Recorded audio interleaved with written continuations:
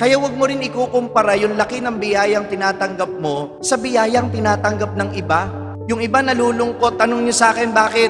Buti pa, Father, yung kapitbahay ko may bagong ref. Buti pa, Father, yung kapitbahay ko may bagong TV. Sabi ko naman, matuwa ka yung kapitbahay mo may bagong ref. Tanong niyo sa akin, bakit? At least hindi makikitago sa'yo ng tusino. Matuwa ka na yung kapitbahay mo may bagong TV. Tanong mo sa akin, bakit? At least walang makikinood sa inyo. Kasi may sarili na sila. You see, may mga blessings din naman na dumarating sa'yo, pero bakit ka nalulungkot? Kasi hindi ka nakukontento hanggat hindi mo nakukuha kung ano yung gusto mo. Kahit may ibinigay na sa'yo ang Diyos, ayon sa kailangan mo at ayon sa kung ano yung makabubuti sa iyo.